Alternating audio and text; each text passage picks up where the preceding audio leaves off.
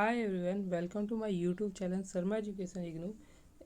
जैसा कि आपको पता है कि मैंने BMTC 132 के मतलब डिफरेंशियल इक्वेशन के इम्पोर्टेंट क्वेश्चंस बताए थे। अगर आपने वो वीडियो नहीं देखा है तो पहले आप वो वीडियो को देखना, तभी आप इस वीडियो को थोड़ा समझ पाओगे। तो मैं इस वीडियो में मेनली पार्शियली डिफरेंशियल के बारे में बताऊँगा। देखो, मैंने उसमें 4 टॉपिक बताए थे। एक तो कोफिशिएंट, पार्शियली डेरिवेटिव एंड उसके बाद था डिफरेंशियल इक्वेशन को सॉल्व करना।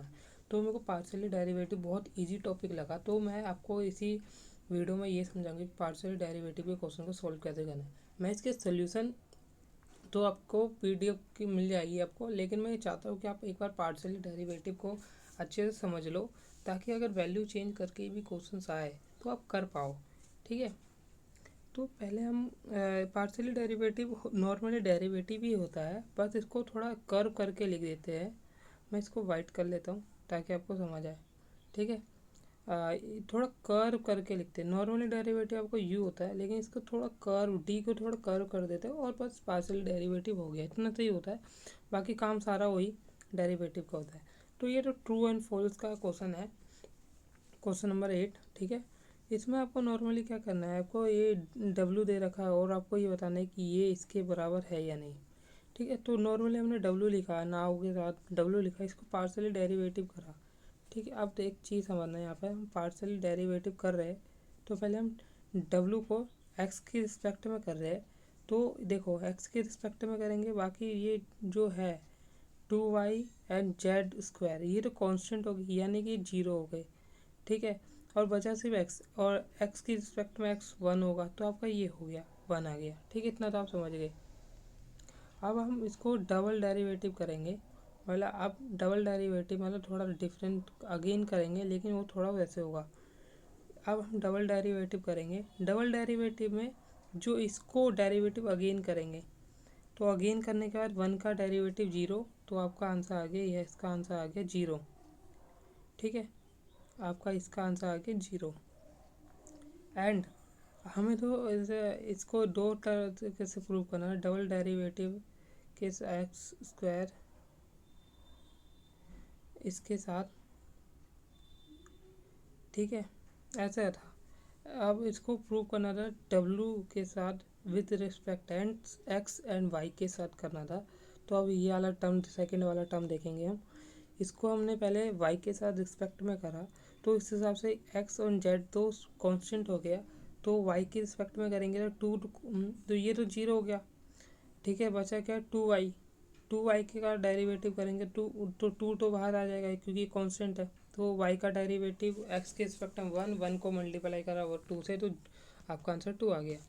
अब यही सेम 2 को 2 को नॉर्मली आपको 2 को क्या करना है, W के साथ Z के साथ रिस्पेक्ट में करना है, तो आपका आंसर 0 आएगा, क्योंकि 2 तो कांस्टेंट है, कांस्टेंट का डेरिवेटिव हमेशा 0 ही होता है। ठीक है, 0 उसका भी आया था और 0 इसका भी आया था, तो इट इज ट्रूस, मतलब ट्रू। ठीक है, एंड अब आते हैं हम क्वेश्चन नंबर 9 में। क्वेश्चन नंबर 9 थोड़ा समझने वाला क्वेश्चन है, थोड़ा आप इसको समझना। ठीक है, क्वेश्चन नंबर 9 में आपको u दे रखा है, नॉर्मली आपको डेरिवेटिव करना है, शो करना है ये। और ये आया हुआ क्वेश्चन है, मतलब पिछले साल, पिछले मतलब जून में पेपर के, जो जून 2024 के पेपर में ये आया था। ठीक है, तो ये है क्वेश्चन। इसमें नॉर्मली आपको क्या करना है, प्रूव करना है ये। तो पहले हम u को लेंगे, इसको रिस्पेक्ट y की रिस्पेक्ट में डेरिवेटिव कर देंगे। y की रिस्पेक्ट में जब डेरिवेटिव करेंगे तो ये माइनस है, तो इसको हम अलग और इसको अलग लिख सकते हैं, तो हम उसको अलग अलग करके लिख सकते हैं, तो लिख लेंगे। तो अगर हम सिर्फ पहले इसका डेरिवेटिव करें, तो पहले एक चीज़ समझना, ये y की रिस्पेक्ट में, यानी कि x जो हो गया कांस्टेंट हो गया। ठीक है, तो x तो बाहर आ गया, मतलब एक्स स्क्वायर जो था बाहर आ गया। एंड फिर डेरिवेटिव करेंगे tan इनवर्स का, तो tan इनवर्स का डेरिवेटिव होता है 1/x²। जो यहाँ पे x का मतलब है y/x, मतलब x स्क्वायर जो है यहाँ पर थीटा, मान लो थीटा, अगर यहाँ पे tan इनवर्स का थीटा, tan इनवर्स है थीटा जो है x/y है, तो यहाँ पे हम दोनों को लिखेंगे। अब यहाँ पे हम जब लिखेंगे, अब यहाँ पे समझने वाली चीज़ है, देखो ये वाली चीज़ समझना है, नॉर्मली बच्चों को समझ आ गया होगा, लेकिन फिर भी एक बार समझाना चाहता हूँ। ये जो टर्म है ये कुछ ऐसा है, 1/- ये है एक्स स्क्वायर, मतलब इसका होल स्क्वायर, ठीक है। ये है, ऐसा है।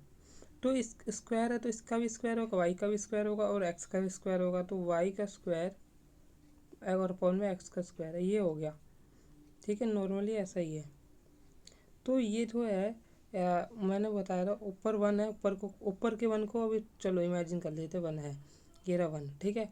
एंड बाई का स्क्वायर हो गया क्योंकि उसको दोनों पे स्क्वायर था, तो ये हो गया। तो इसका जब एलसीएम लेंगे तो ये तो एक्स नीचे हो गया, एक्स स्क्वायर, ठीक है। तो यहाँ पे एक्स स्क्वायर हो जाएगा इसको सॉल्व करके, आपको पता ही होगा कैसे होगा। अब ये जो चीज़ ऊपर चल जाएगी यानी कि वन के साथ मल्टीप्लाई हो जाएगी एक्स स्क्वायर, ठीक है।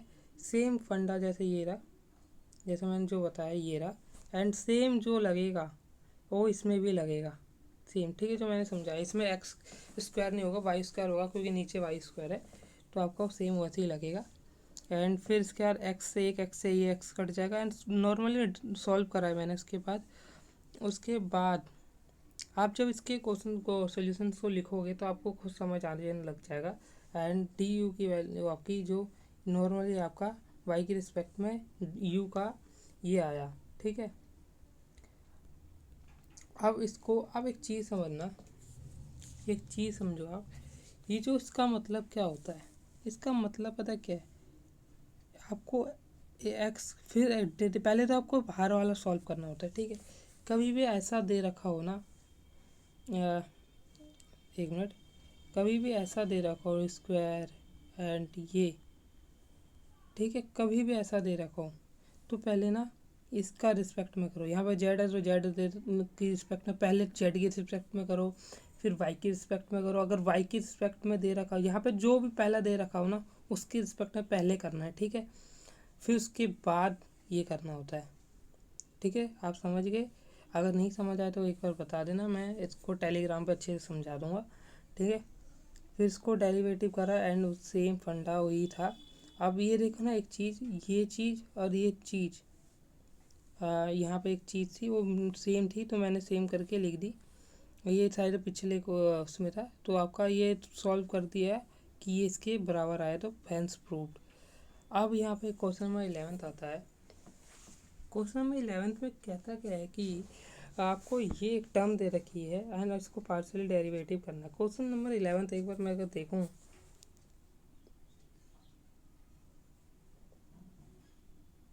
इसको पार्शियली डेरिवेटिव क्वेश्चन बनाना है, तो इसको हम पहले नॉर्मली पार्शियली डेरिवेटिव करेंगे बोथ साइड विद रिस्पेक्ट, किसकी रिस्पेक्ट में, एक्स की रिस्पेक्ट में करेंगे।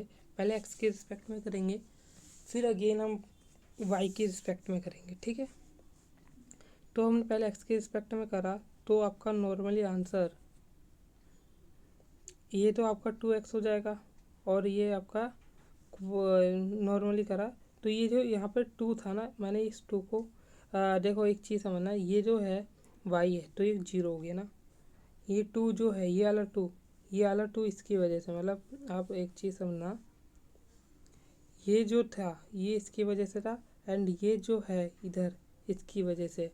इसको आप नॉर्मली सॉल्व करोगे, यहाँ पे एक चीज़ देखी हुई होगी आपने, p लिखा हुआ है, एंड मैंने जो इसको है वो p एज्यूम कर रखा है, एंड इसी को एज्यूम ही करना होता है, बुक में भी ऐसे ही कर रखा है। तो एज्यूम करके p की वैल्यू आपने यहाँ से निकाल लिया। x के मतलब ऐसा जो कोई भी क्वेश्चन आए कि पार्शियल इक्वेशन बनाना है आपको, एक इक्वेशन दे रखी होगी उसको पार्शियल इक्वेशन बनाना है, तो पहले आप x के रिस्पेक्ट में कर लेना डेरिवेटिव, फिर उसमें जो डब्लू जेड जो डेरिवेटिव विद जेड होगा, मतलब जेड का ये वाला टर्म होगा ना, उसको p एज्यूम कर लेना, ठीक है। p एज्यूम करके p की वैल्यू करके पहली इक्वेशन मान लेना, ठीक है। मैं नॉर्मल इजी लैंग्वेज में लिखा है, अगर आप एक बार सोल्यूशन को देखोगे तो हो जाएगा।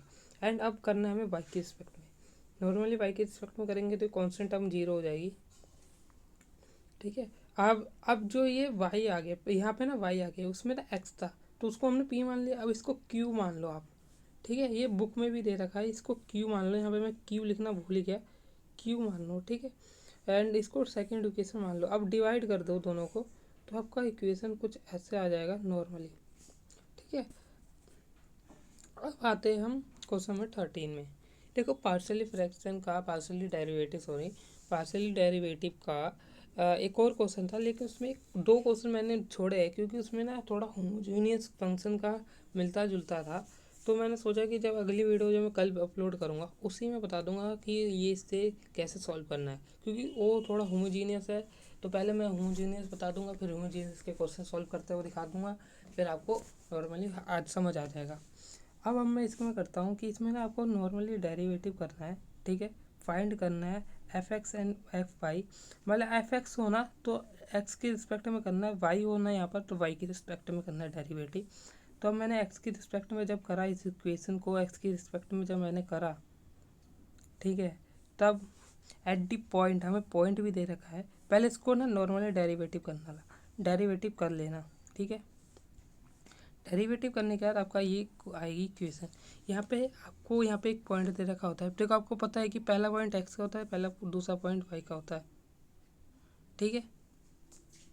तो उस हिसाब से आपको एक्स की जगह, मतलब यहाँ पे 1 करना है, वाई की जगह -1 पुट करना है, ठीक है। जब आपको इसको सॉल्व करोगे, इक्वेशन को पुट कर दोगे वैल्यू, तो आपकी 8 वैल्यू आ जाएगी एंड वाई, ठीक है, 8 आ जाएगी। एंड वाई को भी ऐसे ही वाई की रिस्पेक्ट में करोगे तभी आपका ये इक्वेशन आ जाएगा। सॉल्व पुट करोगे वैल्यू तो यहाँ पे भी 8 आ जाएगी, ठीक है। नॉर्मल क्वेश्चन था भाई, बहुत ईजी था, 5 नंबर फिक्स होते हैं इसमें। एंड आखिरी क्वेश्चन है ये शायद से, ठीक है, ये आखिरी ही क्वेश्चन है। वीडियो ज़्यादा लंबी बनाएंगे नहीं क्योंकि अभी और भी क्वेश्चन कराने सॉल्व, मतलब इस वीडियो में नहीं, अगली जो आएगी वीडियो उसमें कराने हैं बाकी के क्वेश्चन सॉल्व।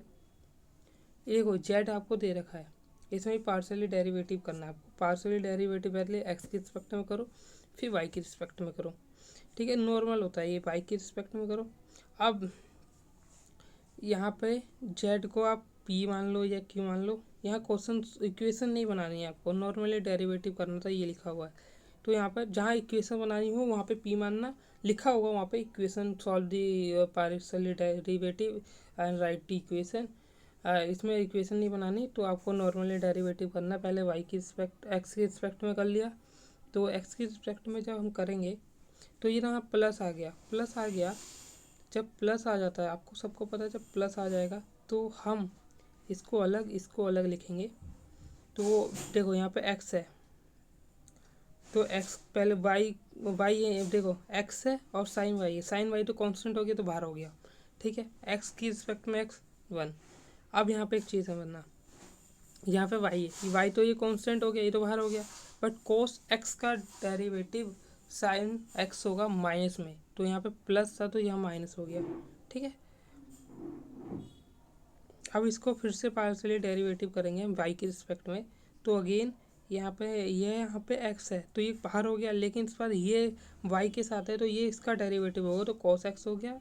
एंड ये कॉस एक्स, जो ये वाला कॉस एक्स है, ये वाला कॉस एक्स मतलब साइन वाई था तो कॉस वाई हो गया। एंड ये वाला कॉस एक्स जो है, जो मैं इसको सर्कल कर रहा हूँ, एक मिनट, इसको जो मैं सर्कल कर रहा हूँ ये वाला, तो इसका डेरिवेटिव नहीं होगा, वाई का होगा, तो वाई का तो 1 ही हो गया, तो आपका ये आ गया, ठीक है। तो मैंने ये लिख लिया।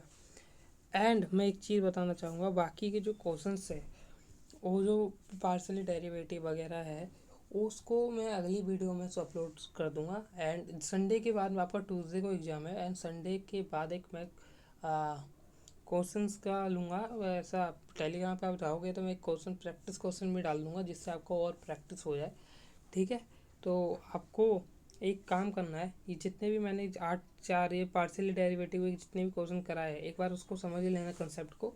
एंड पी वाई, अगर आपको पी वाई क्यूज़ नहीं मिल रहे तो आप टेलीग्राम पे एक बार मैसेज कर देना कि सर हमें पी वाई क्यूज़ भेज दो, जिससे हमारी प्रैक्टिस हो जाए। तो मिलते हैं अगली वीडियो में अगले सब्जेक्ट के साथ।